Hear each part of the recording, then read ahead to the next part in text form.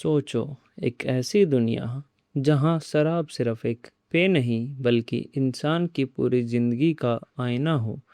जहाँ प्याला सिर्फ एक बर्तन नहीं बल्कि इंसान की भावनाओं का प्रतीक हो। और जहाँ मधुशाला कोई जगह नहीं बल्कि पूरी मानवता की एक यात्रा बन जाए। अगर तुमने कभी सोचा है कि ज़िंदगी का असली मतलब क्या है, तो आज की ये कहानी आपकी सोच को बदल सकती है।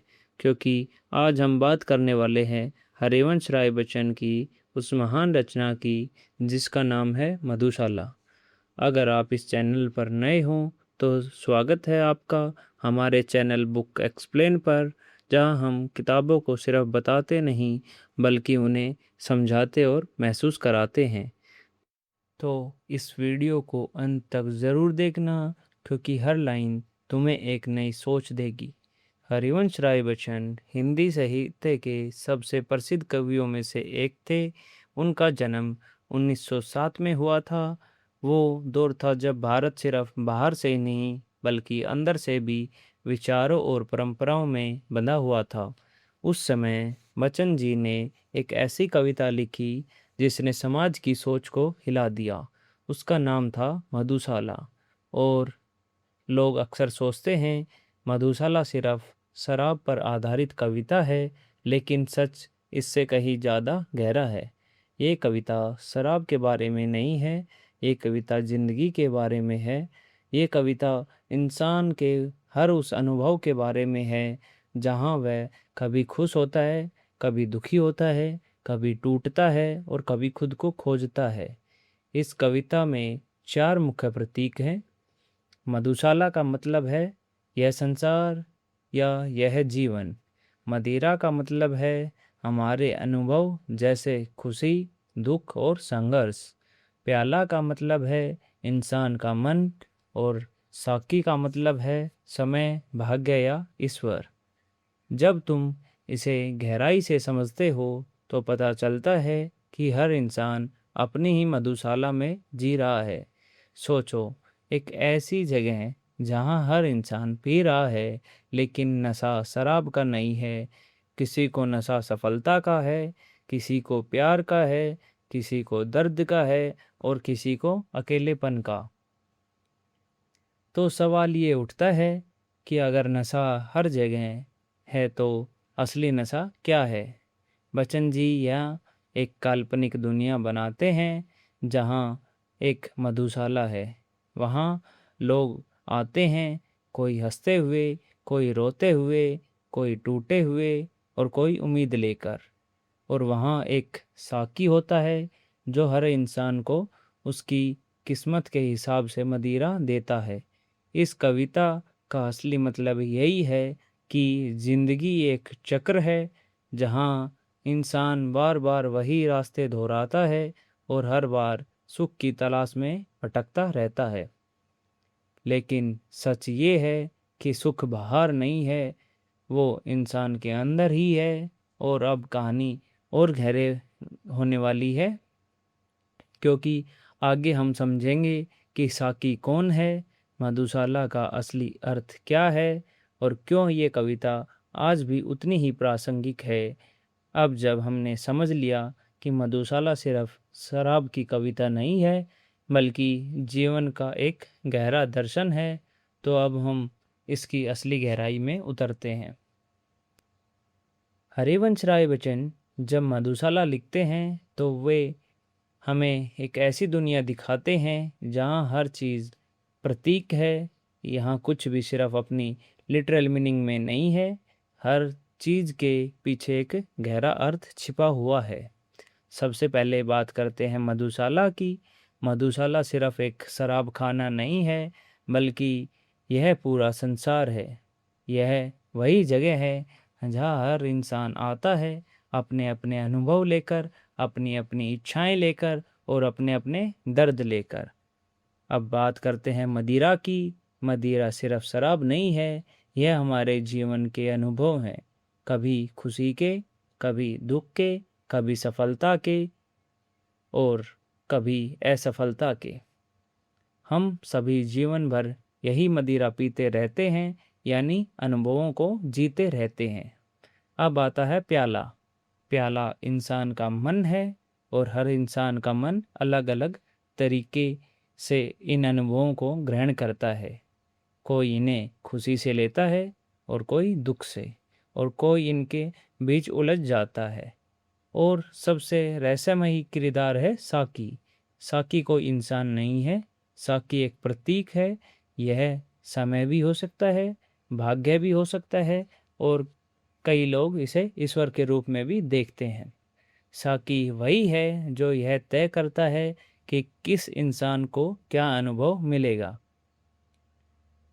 अब सोचो, अगर हर चीज़ पहले से तय है, अगर साकी ही सब तय कर रहा है, तो क्या इंसान का कोई नियंत्रण है? यहीं पर बच्चन जी हमें एक गहरी सोच में डालते हैं। वे कहते हैं कि इंसान जीवन भर एक ही चीज़ के पीछे भागता रहता है, सुख के पीछे, लेकिन वह समझ ही नहीं पाता कि सुख कहीं बाहर नहीं है, बल्कि उसके अपने भीतर है। मधुशाला में बार बार यह भाव आता है कि हर इंसान किसी न किसी तरह के नशे में है। कोई धन के नशे में है, कोई प्यार के नशे में है, और कोई अहंकार के नशे में, और कोई अपने दर्द के नशे में है। यहाँ असली सवाल यह नहीं है कि कौन क्या पी रहा है, बल्कि सवाल यह है कि क्यों पी रहा है। अब एक और गहरा विचार आता है, अगर यह पूरी दुनिया एक मधुशाला है, तो क्या हम सिर्फ यात्री हैं? क्या हम सिर्फ यहाँ अनुभव लेने आए हैं और फिर चले जाने वाले हैं? बच्चन जी हमें यह समझाते हैं कि जीवन स्थायी नहीं है। यहाँ हर चीज़ बदलती रहती है। जो आज खुशी है वो कल दुख बन सकती है, और जो आज दुख है वो कल सीख बन सकता है। यही जीवन का चक्र है, और इसी चक्कर में इंसान उलझा रहता है, कभी उम्मीदों में, कभी निराशा में, कभी प्रेम में, और कभी अकेलेपन में। लेकिन मधुशाला हमें एक और संकेत देती है कि इस पूरे खेल को समझना ही असली ज्ञान है। जो इंसान इस बात को समझ जाता है कि वह सिर्फ अनुभवों का एक यात्री है, वही असली शांति के करीब पहुंचता है। अब कहानी धीरे धीरे एक और बड़े सवाल की तरफ बढ़ती है। अगर सब कुछ प्रतीक है, अगर जीवन सिर्फ एक मधुशाला है, तो फिर इस कविता का असली संदेश क्या है? अब तक हम समझ चुके हैं कि मधुशाला सिर्फ एक कविता नहीं है, बल्कि जीवन का प्रतीक है। अब कहानी और भी गहरी होती है, जहाँ बात सिर्फ अनुभवों की नहीं, बल्कि जीवन और मृत्यु की भी हो जाती है। हरिवंश राय बच्चन हमें एक ऐसी सोच में ले जाते हैं जहाँ सवाल बदल जाते हैं। अब सवाल यह नहीं रहता कि हम क्या जी रहे हैं, बल्कि सवाल यह बन जाता है हम क्यों जी रहे हैं। मधुशाला हमें यह एहसास कराती है कि जीवन कोई सीधी रेखा नहीं है, बल्कि एक चक्र है, जहाँ हर शुरुआत किसी अंत की तरफ ले जाती है, और हर अंत एक नई शुरुआत बन जाता है। अब अगर हम पीने के विचार को समझें, तो बच्चन जी यहाँ इसे सिर्फ शराब के रूप में नहीं लेते। यहाँ पीना का मतलब है जीवन को पूरी तरह अनुभव करना। कोई इंसान दुख पी रहा है, कोई इंसान खुशी पी रहा है, कोई इंसान प्रेम पी रहा है, और कोई इंसान अकेलापन पी रहा है। यानी हर इंसान किसी न किसी अनुभवों को लगातार जी रहा है, लगातार आत्मसात कर रहा है। अब यहाँ एक बहुत गहरा विचार आता है, अगर हम हर अनुभव को मदिरा मान लें, तो फिर अच्छा और बुरा अनुभव अलग कैसे है? क्या दुख सिर्फ दुख है, या वह भी एक अनुभव है जो हमें कुछ सिखाने के लिए आया है? बच्चन जी यही सवाल उठाते हैं कि जीवन में कुछ भी स्थायी नहीं है, ना खुशी स्थायी है, ना दुख स्थायी है, और ना सफलता स्थायी है। और ना ही असफलता। सब कुछ बह रहा है, बदल रहा है और आगे बढ़ रहा है। अब बात आती है मृत्यु की। मधुशाला में मृत्यु को कोई अंत नहीं माना गया है, बल्कि इसे भी जीवन के एक हिस्से के रूप में देखा गया है। यहाँ मृत्यु डर नहीं है, बल्कि एक बदलाव है, एक ऐसा बदलाव जहाँ आत्मा एक अनुभव यात्रा पूरी करके आगे बढ़ जाती है। बच्चन जी हमें यही समझाते हैं कि अगर हम जीवन को गहराई से देखें तो हमें पता चलता है कि हम सिर्फ शरीर नहीं है, हम अनुभवों का एक सागर है। और जब हम यह अनुभव खत्म हो जाते हैं तो यात्रा किसी और रूप में आगे बढ़ जाती है। अब यहाँ सबसे बड़ा प्रश्न उठता है, अगर सब कुछ बदल रहा है, अगर जीवन और मृत्यु दोनों एक चक्र हैं, तो फिर इंसान को क्या करना चाहिए? मधुशाला इसका सीधा जवाब नहीं देती, लेकिन संकेत देती है। यह संकेत देती है कि इंसान को हर अनुभव को पूरी तरह जीना चाहिए, बिना किसी डर के, बिना किसी ज़्यादा लगाव के, क्योंकि जब तुम किसी चीज़ से बहुत ज़्यादा चिपक जाते हो तो वह चीज़ तुम्हें बांध लेती है। और जब तुम हर चीज़ को सिर्फ एक अनुभव की तरह देखने लगते हो तो तुम धीरे धीरे मुक्त होने लगते हो। अब कहानी अपने सबसे गहरे स्तर पे पहुंचती है, जहां यह समझ आता है कि यह दुनिया जीतने के लिए नहीं बल्कि समझने के लिए है। और जो इंसान इसे समझ लेता है वह भीतर से शांत हो जाता है। अब तक हम मधुशाला को सिर्फ एक कविता की तरह नहीं बल्कि जीवन के एक दर्शन की तरह समझ चुके हैं। अब सवाल यह है कि यह सब आज की दुनिया से कैसे जुड़ता है, क्योंकि अगर ध्यान से देखा जाए तो मधुशाला आज पहले से भी ज़्यादा प्रासंगिक हो चुकी है। आज इंसान के पास पहले से ज़्यादा सुविधाएं हैं, लेकिन फिर भी उसके अंदर शांति कम होती जा रही है।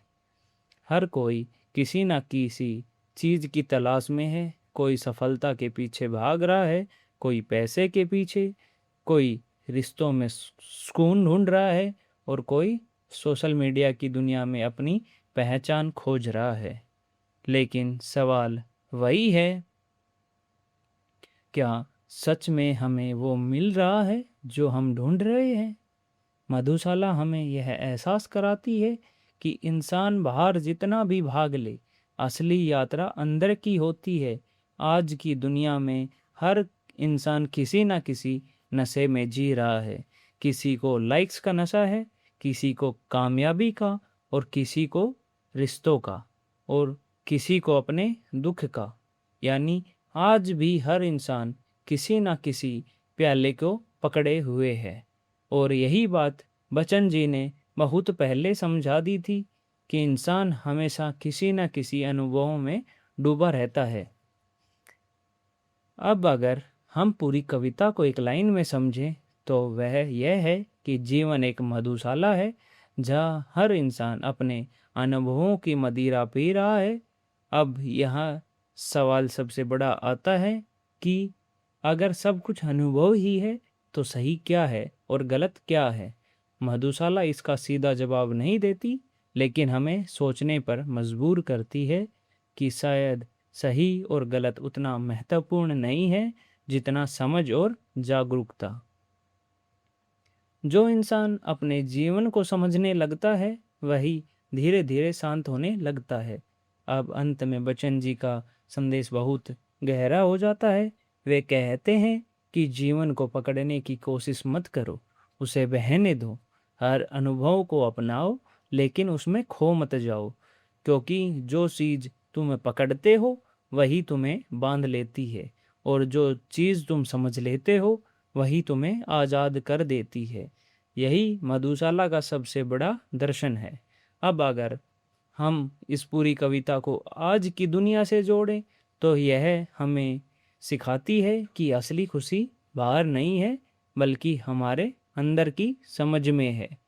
अब इस कहानी के अंत में एक बात समझो, मधुशाला कोई किताब नहीं है, यह कोई कविता नहीं है, यह एक अनुभव है जो हर इंसान इसे अपने तरीके से समझता है। अगर तुम्हें यह वीडियो पसंद आया हो तो चैनल बुक एक्सप्लेन को ज़रूर सब्सक्राइब करना, क्योंकि यहाँ हम किताबों को सिर्फ बताते नहीं हैं बल्कि उन्हें जीते हैं। अगर तुम चाहते हो कि हम किसी और किताब या कविता की ऐसी ही डीप एक्सप्लेनेशन बनाएं तो कमेंट में ज़रूर बताना। और याद रखना, हर इंसान अपनी ही मधुशाला में जी रहा है, फ़र्क सिर्फ इतना है कि कोई समझ रहा है और कोई नहीं।